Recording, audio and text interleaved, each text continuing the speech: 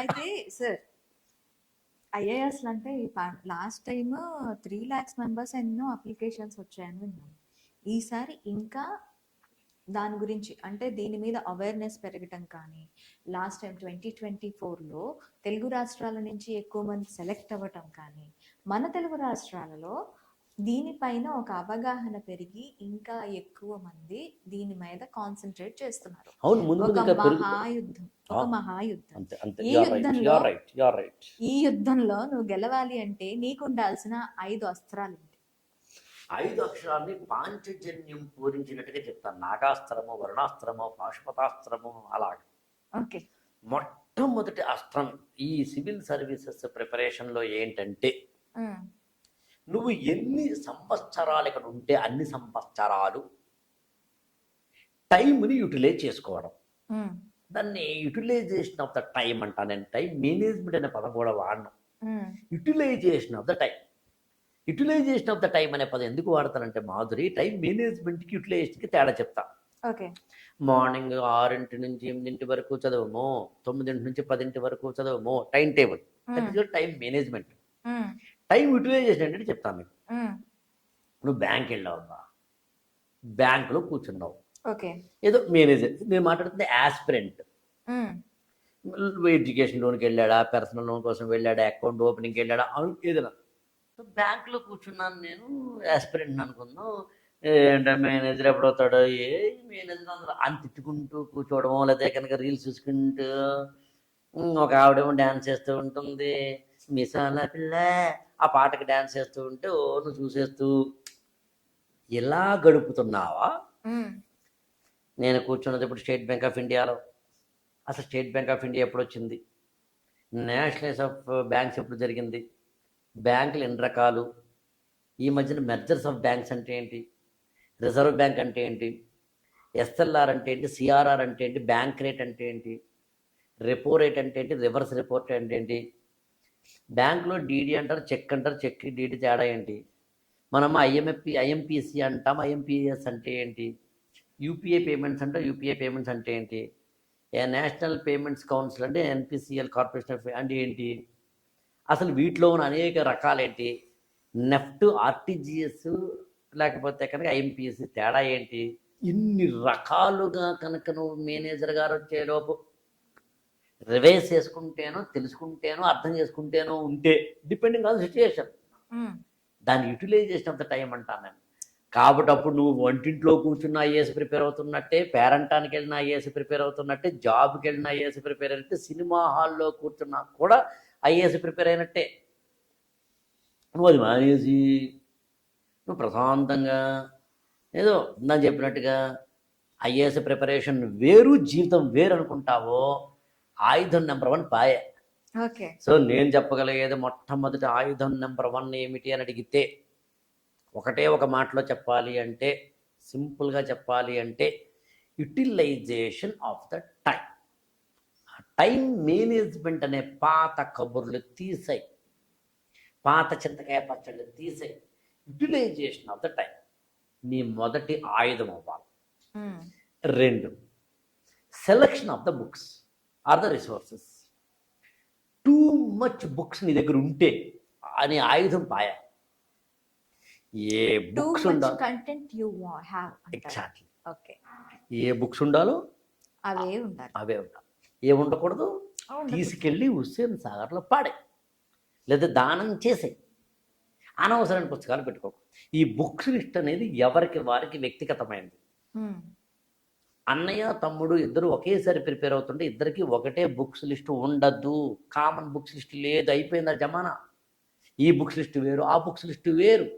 అన్నయ్య కనుకేమో MSc chemistry చేశాడు, తమ్ముడేమో BA economics చేసినప్పుడు ఇతని బుక్స్ లిస్ట్ వేరు, అతని బుక్స్ లిస్ట్ వేరు. నువ్వేం చదువుతున్నావో చెప్పు, నీ బుక్స్ లిస్ట్ మారుతోంది. నీది ఏ ఊరో చెప్పు, బుక్స్ లిస్ట్ మారుతోంది.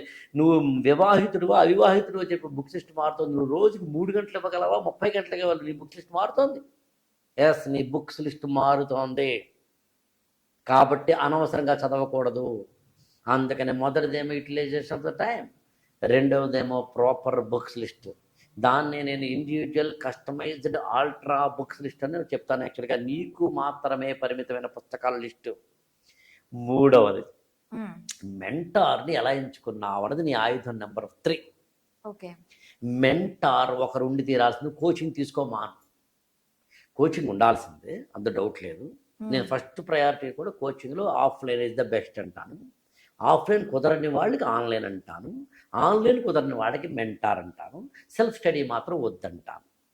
ఓకే. ఏం చదవాలో తెలుసుకోవాలి మెంటార్స్ ద్వారా. అంటే ఇప్పుడు ఏమవుతుందంటే మెంటార్కిను స్టూడెంట్కి తేడా అని చెప్తా. మెంటీకిను మ్మ్. నువ్వు ఈత కొడుతూ ఉంటావు, గట్టు ఎక్కడుందో, గండం ఎక్కడుందో, సుడి గుండం ఎక్కడుందో నీకు తెలియదు. అవును. మొసలి ఎక్కడుందో, చేప ఎక్కడుందో నీకు తెలియదు. ఆ గట్టుకి వెళ్ళాలో ఈ గట్టుకి వెళ్ళాలో తెలియదు. But you are trying, you are swimming. నువ్వు కాళ్ళు ఎత్తుతున్నావు, చేతులు ఎత్తున్నావు, కొడుతున్నావు, అంత బాగానే ఉంది. కానీ నువ్వు వెళుతున్న విధానం మాత్రం తెలియదు. గట్టును కూర్చొని ఒక మెంటార్ ఏం చేస్తాడంటే, కుడికెళ్ళు, ఎడమకెళ్ళు, అక్కడ ఇంకొంచెం లోతుకెళ్ళు, ఎలా ఈదాలి, ఎంత ఈదాలి, ఎక్కడ ఈదాలి, అంతే, ఓకే. ఇంకేం కాదు.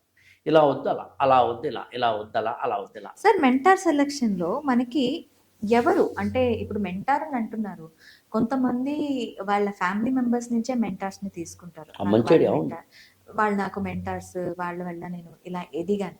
నాట్ ఓన్లీ ఐఏఎస్ ప్రిపరేషన్, ఒక మెంటార్ అనే వాళ్ళ క్వాలిటీ ఏంటి, మెంటార్ని ఎంచుకోవటంలో క్వాలిటీ ఏంటి? అంటే మెంటార్కి ఉండాల్సిన క్వాలిటీ అడుగుతున్నావు నువ్వు, మెంటీకి ఉండాల్సిన క్వాలిటీ అడుగుతున్నావు? మెంటార్కి ఉండాల్సిన క్వాలిటీ. ఇప్పుడు నేను అవ్వాలనుకుంటున్నాను సార్, నువ్వు మెంటార్ అవ్వాలనుకుంటున్నావు.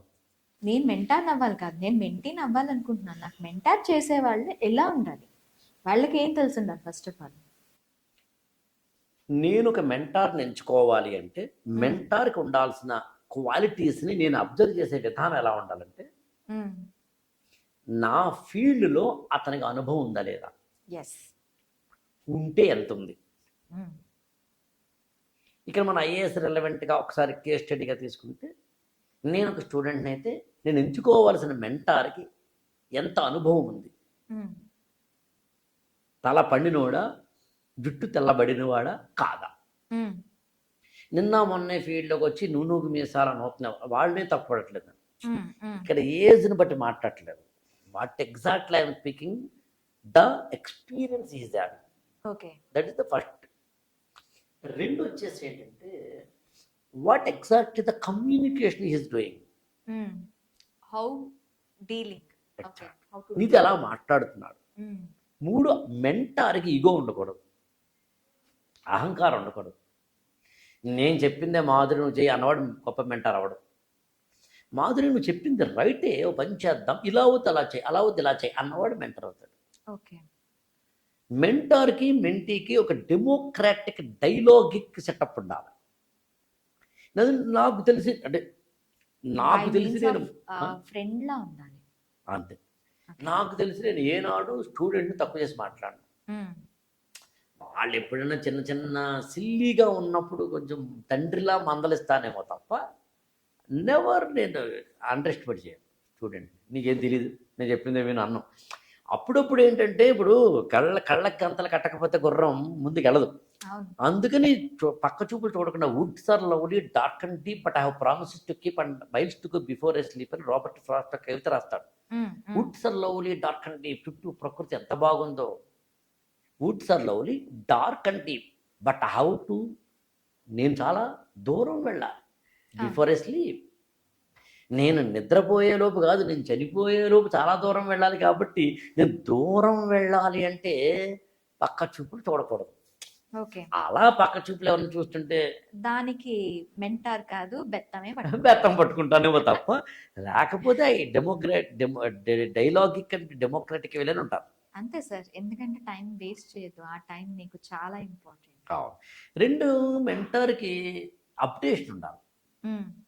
ఇప్పుడు నేను ఉన్నాను, నాకు తెలిసి, నువ్వు నమ్ముతావు లేదో, మా ఆఫీస్ స్టాఫ్ని అడగచ్చు, లేదా నేను కొనే బుక్ స్టాల్ వాడిని అడగచ్చు. ప్రతి కొత్త పుస్తకం కొంటాను నేను. ఇవాళకి కొత్త వెర్షన్ కొంటాను. లక్ష్మీకాంత్ లేటెస్ట్ వెర్షన్ అంటే నా ఇంట్లో ఉండాల్సిందే. అప్పుడు 30 వెర్షన్లు ఇంట్లో ఉన్నా సరే, ఏదో ఇంకోటి హరిహ అంటూ ఇంకోళ్ళు ఎవరో విషణ చేసి ఇంకొకళ్ళు ఎవరో, అండ్ నేను అందరి బాలలత మేడం ఉన్నారు, ఆవిడ వీడియోలు తప్పనిసరిగా చూస్తాను. ఓకే.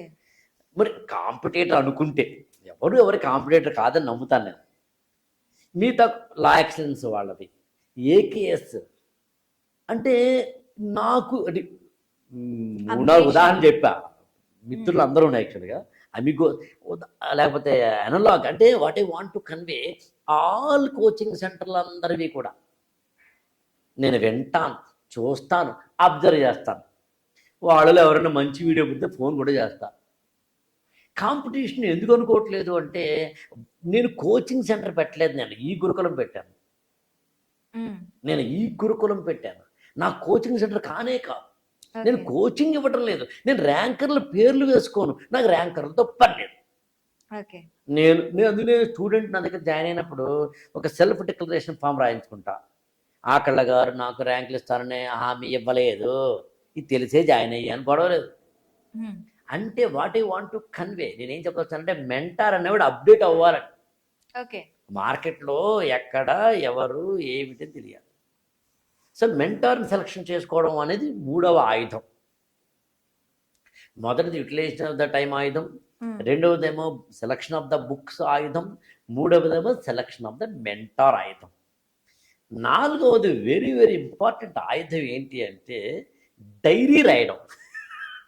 డైరీ రోజు అసలు నేను ఆ మాటకు వస్తే మాధురి నీకు కూడా చెప్తాను అబ్బా, ఇవాళ రోజు డైరీ రాయి. రోజు డైరీ రాత్రి పడుకునే ముందు ఒక అరగంట, పావు గంట, 10 నిమిషాలు, ఒక పేజీ, ఒక పేర, 10 లైన్లు కేవలం నీ గురించి రాసుకో. 6 నెలల తర్వాత నీలో వచ్చే మార్పు ఆశ్చర్యపోతాను, ఆశ్చర్యపోతావు. నాకు తెలిసి నేను 40 ఏళ్ళుగా డైరీలు రాస్తున్న వ్యక్తిగా మాట్లాడుతున్నాను. 40 ఏళ్ళుగా అంటే ఇవాళ నాకు 50 ఏళ్ళు, 40 ఏళ్ళు కాదు, అంతే అరౌండ్ 35 ఏళ్ళుగా పోని. నాకు తెలిసి నేను 8th క్లాస్లో స్టార్ట్ చేశాను అమ్మ డైరీ రాయడం. అంటే 13 ఏళ్ల వయసులో స్టార్ట్ చేశాను. ఇవాళ నాకు 51 ఉన్నాయనుకుంటే కానీ 51 - 13 ఎంత అయితే అన్నేళ్ళబ్బా. కావాలంటే రా, నా ఇంటికి చూపిస్తాను, నిన్న రాత్రి రాసిన డైరీ కూడా చూపిస్తా. మరి అంటే డైరీ రాస్తే ఎక్స్ప్రెషన్ బలమవుతుంది. ఇవాళ ఎందుకు చేయరు? ఇవాళ అందరూ స్టూడెంట్స్ ఏం చేస్తున్నారు, వెంటనే టెక్స్టింగ్, చాట్ జీపీటీ, ప్రోప్లెక్స్ ఏదో ప్లెక్స్ది, ఇంకోటి గూగుల్, ల్యాప్టాప్. నాకు ఎప్పటికి గుర్తు, చాలామంది స్టూడెంట్స్ ల్యాప్టాప్లో పీడిఎఫ్ రూపంలో నాకు చూపిస్తే నేను యాక్సెప్ట్ చేయను. అసలు నీ చేతి రాతేది. ఈవెన్ కొంతమంది నాకు రోజు రాత్రి అయ్యేసరికి రిపోర్ట్ ఇవ్వాలి, ఆ రిపోర్ట్లో కూడా యాక్చువల్గా టెక్స్టింగ్ చేస్తారు. యాక్చువల్గా చేతి రాత రాయవై అంటాను. ఎందుకని అంటే ఐఏఎస్ ఎగ్జామినేషన్లో చేతి రాత రాయాలి కదా, టైం లిమిట్ లో రాయాలి, వర్డ్ లిమిట్ లో రాయాలి, వర్డ్ టు వర్డ్ రాయాలి, అర్థవంతంగా రాయాలి. మరి ఇప్పుడు ఐఏఎస్ ఎగ్జామినేషన్లో నువ్వేమో 3 గంటల పాటు చెయ్యి పట్టేసినా సరే 30 ప్రశ్నలకి టక్ టక్ టక్ టక్ టక్ మన ఆన్సర్ రాయాలి అనేది అయినప్పుడు మొదటి ఆన్సర్ ఏమో చాలా అందంగా ముత్యాల కోవలా వచ్చి చివరికి వచ్చేసరికి ఏమో అది ఏమవుతుందో తెలియని ఒక పరిస్థితిలో నువ్వు ఉన్నప్పుడు ఇప్పుడు చెప్పు, ఉండద్దా? అందుకు నేనేమంటానంటే ఆయుధం నెంబర్ 4. ఆయుధం నెంబర్ 5 అసలైంది ఏంటి అంటే నీ మీద నీకు ఎంత నమ్మకం ఉన్నది ఐఏఎస్. నిన్ను నువ్వు నమ్ము ముందు, ప్రపంచాన్ని కాదు. తక్కువ యూట్యూబ్ చూడు, తక్కువ మాటలు విను, బలంగా నిన్ను నువ్వు నమ్ము. ఒక ఊర్లో ఏదో ఒక కొండ ఎవరెక్కితే వాళ్ళకి ఫస్ట్ ప్రైజ్ అంటే 10 మంది ఎక్కారు. ఎక్కడో స్టార్ట్ చేస్తే ఒకడేమో కింద పడిపోయాడు, రెండోవాడు కింద పడిపోయాడు, అలా ఒకడు మాత్రం పైకి వెళ్ళాడట. వాడు కింద దిగిన తర్వాత అందరూ సన్మానం చేసి అబ్బాబ్బా ఎంత బాగా అత్యద్భుతంగా, నీ సీక్రెట్ ఏంటి అంటే వాడికి యాక్చువల్గా వినపడదు. సో పైకి ఎక్కుతున్నప్పుడు 10 మందితో సమానంగా వాడు ఎక్కుతున్నప్పుడు జాగ్రత్త కింద పడతావు, జాగ్రత్త అలా పడతావు, జాగ్రత్త ఇలా పడతావు, జాగ్రత్త ఆ పక్కన జాగ్రత్త ఇది పట్టుకో అని కింద నుంచి చెప్తున్నప్పుడు మిగతా వాళ్ళందరికీ అవి వినపడటం వల్ల భయపడి అరే ఇంకా చాలా ఎత్తుంది, అరే ఇంకా అప్పుడేనా, అరే ఇంకా బోర్డంతుంది, అరే రే అనేసరికి నెగిటివ్ మాటలు వినడం వల్ల మిగతా వాళ్ళందరూ కింద పడ్డారు. వీడికి వినిపించదు కాబట్టి అందుకు నేను ఏమంటానంటే ఐఏఎస్ ప్రిపేర్ అయ్యేవాడు ఎవడి మాట వినకు, ఒకటి మాటే విను. Mentor or coach or coaching whoever maybe. నువ్వు ఓ కోచింగ్ సెంటర్లో జాయిన్ అయ్యి ఇంకో కోచింగ్ సెంటర్ వాళ్ళ వీడియోలు చూస్తావు పెట్టరా? ఎందుకు నీకు అంటే పచ్చిగా చెప్పాలా, ఒకడిని పెళ్లి చేసుకున్న తర్వాత వాడితోటే స్నేహం చేయి, మళ్ళీ ఇంకోటితో స్నేహం చేస్తావేటి? అవసరమా ఇప్పుడు వీటితో చాటింగు? ఉమ్, నువ్వు కోచింగ్ సెంటర్ జాయిన్ అయ్యావు కదా, రూ. 1,00,000 2,00,000 కట్టావు కదా, ఇంకో కోచింగ్ సెంటర్ ఉంది నీకు, అవసరం ఏంటి నీకు? సో ఇట్లా నిన్ను నువ్వు మోసం చేసుకుంటున్నావు. ఈ ప్రాసెస్లో నిన్ను నువ్వు నమ్ముకో అబ్బా. ఉమ్, రాకపోయినా కనీసం కంటెంట్ బాగా ఉంటే కోచింగ్ సెంటర్ పెట్టుకో. ఉమ్. బాగా ప్రిపేర్ అయితే ఐఏఎస్ అవుతావు అబ్బా. అవ్వకపోతే కోచింగ్ సెంటర్ పెట్టుకో, కంపెనీ పెట్టుకో. అందుకని నేను ఈ 5 ఆయుధాలు ఉన్న వాళ్ళు ఐఏఎస్ అయి తీరతారు. ఐఏఎస్ అనే కురుక్షేత్ర సంగ్రామంలో విజయుడై అర్జునుడై ముందుకు వస్తాను. మిగతా వాళ్ళందరూ రాలిపోయే పువ్వా నీకు రాగాలు ఎందుకని పాటలు పాడుకోవాల్సి వస్తుంది. Okay sir, thank you very much. Thank you so much. IAS for all ఛానల్ని సబ్స్క్రైబ్ చేసుకోండి, లైక్ చేయండి, షేర్ చేయండి.